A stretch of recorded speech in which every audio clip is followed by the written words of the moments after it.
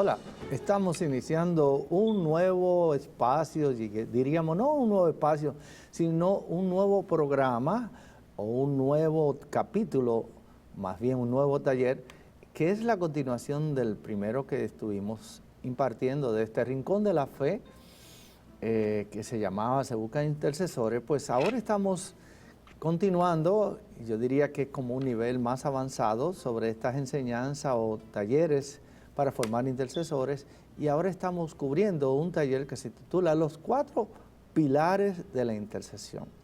Los 4 pilares de intercesión que precisamente nos hacen recabar y resumir todo ese plan salvífico que Dios tiene para ti, para cada uno de nosotros.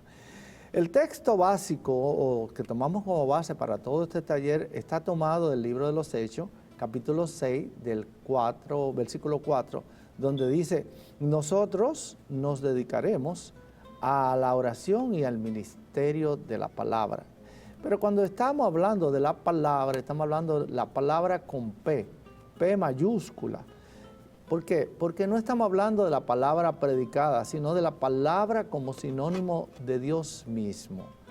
La palabra que es Jesús. Yo soy el camino, la verdad y la vida. La palabra se hizo carne, así nos dice la palabra de Dios también. Por eso, en este taller nos vamos a dedicar al ministerio de la oración, pero al ministerio de la palabra, que es el ministerio de Jesús mismo. Por eso se titula así, Los 4 pilares de la intercesión. Y el ministerio de la oración será la enseñanza de la oración contemplativa, la oración, la escucha y la oración que brota de lo más profundo de tu corazón, de mi corazón como intercesor.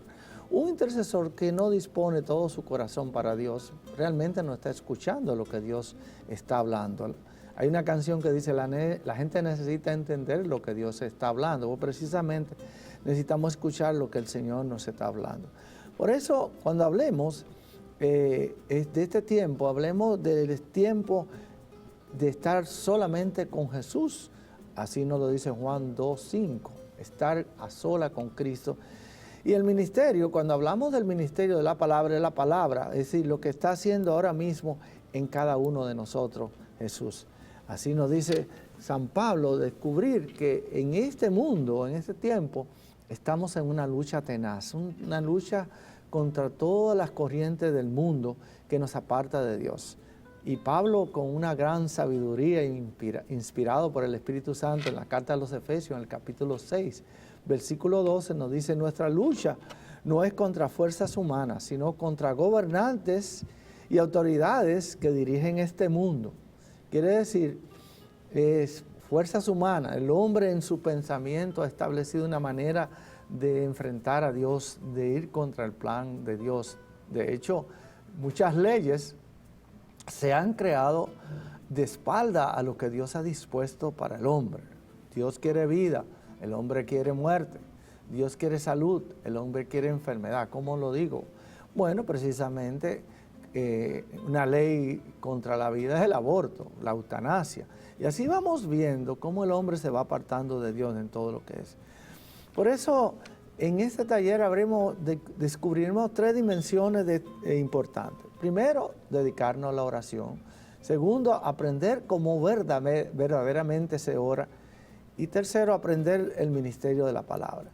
Entonces, ahí estaremos hablando de los 4 pilares que es, diríamos, donde estamos continuando ya este taller, que son la oración, la penitencia, el silencio y la soledad. Entonces, esto es algo importante que nosotros debemos ir descubriendo, porque nos va a ayudar de manera precisa a descubrir ese plan salvífico que Dios tiene para cada uno de nosotros. Entonces, estaremos hablando así, la penitencia, el silencio y la soledad. Vamos a comenzar con la oración. La oración se convierte en nuestra propia vida, en nuestra forma de vivir. Dice San Pablo en la carta a los Tesalonicenses, capítulo 5, versículo 17, dice: oren sin cesar, es decir, oren en todo tiempo. Pero esta oración debe llevarnos a lo que se llama una unión transformante. ¿Qué es una unión transformante? Es cuando Jesús y su Espíritu Santo están orando constantemente dentro de nosotros, estemos dormidos o estemos despiertos. Yo no sé, hay veces que estamos dormidos y de pronto nos vemos como que estamos en un lugar orando. Pensamos que no lo hemos soñado, pero es nuestro espíritu que sigue orando mientras nuestro cuerpo descansa, nuestro espíritu va durmiendo. Yo recuerdo siempre una vez, no sé, creo que lo he contado otras veces, estuve una vez predicando en Mérida, Yucatán, y había una mujer que mientras estuve predicando había una gran multitud, casi 2,000 personas, y mientras empecé a hacer la oración por los enfermos, y empecé a orar en lengua, un cántico en el espíritu, hubo una mujer que empezó a tener alaridos, saltos, a revoltearse, removerse, revolcarse entre el público y cayó al piso. Y obviamente yo le pedí a los servidores que la sacaran de ahí porque lo que estaba haciendo era llamando la atención y distrayendo, ¿verdad? A veces los espíritus interrumpen, el espíritu del mal interrumpe como para que uno no esté atento a lo que Dios está hablando. Bueno, entonces después que la sacaron, cuando terminé de predicar, oramos por ellos, se hizo una oración de sanación, salvación, liberación. La mujer quedó liberada de ese espíritu que lo oprimía. Al tiempo, ella se empezó a salir con un novio, un hombre que conoció, que la indujo a los caminos de la Santa Muerte. La Santa Muerte no es de Dios, no crean en eso. Detrás de todo está la mano de Satanás. Y ella empezó a soñar y se introdujo en todo esto que es, muchos que han estado metidos en eso saben de qué se trata, camino de oscuridad. Y me invitaron de nuevo al año a volver a Mérida a predicar en estos congresos mientras estaba dormido. Ella estaba dormida, ella tiene un sueño en que yo llego a su habitación y empiezo y me le aparezco allí en la habitación. Y en su sueño ella me pregunta, ¿qué está haciendo usted aquí? Y yo le respondí en su sueño, vengo de nuevo de parte del Señor a orar por ti. Y cuenta ella que ella sintió como yo estaba orando por ella y de pronto se despierta físicamente vomitando, devolviendo todo esos brebajes y todas esas tomas que le habían hecho en todos esos caminos de oscuridad. Definitivamente no era yo, era el Señor que usa a lo mejor una imagen familiar para hacerse presente y esa mujer quedó de nuevamente liberada. Yo le puedo contar esto porque no me lo inventé, ella me contó ese testimonio. Precisamente entonces, eso es lo que se llama la experiencia de la oración transformante, que es cuando Jesús y su Espíritu Santo siguen orando constantemente en nosotros y eso es lo que debe aspirar siempre un intercesor, un guerrero de oración. Y cuanto más nosotros amemos la oración, más estaremos compenetrados con el espíritu de este apostolado del intercesor. Algunas veces esta oración ocurre en la oscuridad de la fe. ¿Cómo es eso? Bueno, en la oscuridad de la fe, cuando usted está pasando esos tiempos de aridez, no sentimos nada, no vemos nada, pero sin darnos cuenta, sin estar consciente, continuamos orando simplemente porque sabemos que Dios nos escucha. Solo la fe nos los dice de que nosotros estamos constantemente en oración. Y esta es la manera en que constantemente proclamamos lo que dijo Jesús en el Evangelio de Juan, capítulo 5, versículo 16. Dice, todo lo que pidan al Padre en mi nombre, Él se los concederá. Tenga fe, tenga confianza. Todo lo que usted pida a Dios en el nombre de Jesús, Él siempre responderá de acuerdo a su promesa en Cristo. Por eso, ¿qué hacemos? Intercedemos a tiempo y a destiempo por la renovación de la iglesia, la renovación de los sacerdotes, la renovación de los feligreses. Es decir, renovar no quiere decir que usted forma parte solamente del ministerio o de la renovación carismática. Renovación es que somos renovados en nuestro espíritu, como nos dice precisamente el profeta Ezequiel, arranca Dios el corazón de piedra y pone en nosotros un corazón nuevo e infunde en ese nuevo corazón su espíritu. Es decir, arranca un corazón de piedra y pone en ti, en mí, en cada uno de nosotros un corazón de carne, un corazón consciente que late, que vibra a la voz del Espíritu de Dios. Y el Espíritu Santo comienza a manifestarse en nosotros. Dice, y ya no tendrá que enseñarse unos a otros, conozcan al Señor, porque el Señor mismo será revelado en nuestro interior. Es una belleza lo que experimentamos. Por eso, según nosotros progresemos en este nuevo taller, los 4 pilares de la intercesión, vamos a profundizar en la oración, en las diferentes modalidades de oración, en la oración de los santos, en la oración de la Virgen María, en la oración de Jesús. En la oración de Jesús, Padre, dice Jesús, no sabemos cómo orar, mas el Espíritu Santo viene en nuestro auxilio. Pero Él puso una condición. Cuando estaba con sus apóstoles, dice, le conviene que yo me vaya porque si no me voy no podré enviarle mi Espíritu. Y es cuando envía el Espíritu y empezamos a ser conscientes de que entramos en esa oración, en la oración de Jesús. Por eso el don de la oración, primero es una disciplina. ¿Qué es disciplina? Bueno, cuando usted entra a un ejército, usted está disciplinado para hacer cierta práctica, cierta forma de entrenamiento. Pues el guerrero en la oración, el intercesor, se entrena como en el ejército del Señor y adopta esa disciplina de estar a tiempo, orando, en todo momento. Una manera que me ha ayudado mucho es, a un momento dado del día, yo siempre tomo ese tiempo para orar, para estar con el Señor. Usted hace esa práctica durante 21 días y ya usted verá que eso sale automáticamente, esa necesidad. Por eso es una disciplina. Y esa disciplina exige esfuerzo, es decir, sacrificio. ¿Por qué? Porque es el momento en que nos conectamos con Dios. Es conexión con Dios de espíritu a espíritu. No solamente de boca, no solamente verbal. Es mi espíritu entra en esa relación que hablábamos anteriormente, ¿verdad? Que es una conexión de espíritu a espíritu. Es el momento en cuando ya hemos experimentado esa unión transformante, esa unión con Dios. Y precisamente es una conexión con Dios. Así como Jesús fue formado dentro del vientre de María, así también nosotros nos formamos, pero ya dentro del corazón de María.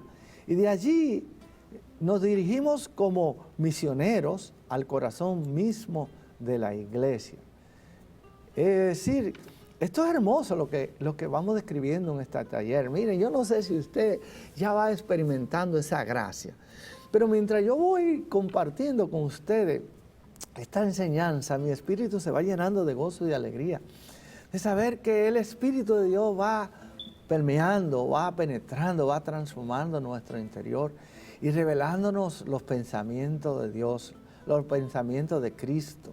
Y empezamos a actuar, a pensar y actuar como Cristo. Empezamos a hablar como Jesús y empezamos a actuar como Jesús. Nos vamos transformando y nos vamos pareciendo más y más a Jesús. La segunda P que veremos en este taller, o el segundo pilar, es la penitencia. Que la penitencia va a ser el corazón mismo de nuestra oración. P. Si en su vida de oración no hay penitencia, yo te diría que es tiempo de examinar tu oración, tu forma de orar, tu vida de oración. Porque la penitencia provee la necesidad de motivarnos a luchar más allá de la meta de Dios Padre. Es decir, mucho más allá de lo que nosotros a lo mejor estemos pensando hacer o estemos pensando pensar o hacer. Dios hace esa obra. Y eso nos lleva a ¿qué? A abandonarnos en el Padre porque nos hace más vulnerables. Es decir, más sensibles. Yo no sé, pero a veces yo estoy en un lugar y de pronto me siento invadido por esa presencia de Dios. No le estoy diciendo que Dios se me aparece físicamente, pero soy invadido por esa presencia de Dios y empiezo a caminar, como dice la palabra de Dios, por el Espíritu. Es decir, soy guiado por el Espíritu. Sus pensamientos fluyen a través de mí, su palabra va tomando vida Y voy leyendo a lo mejor las escrituras, un texto bíblico.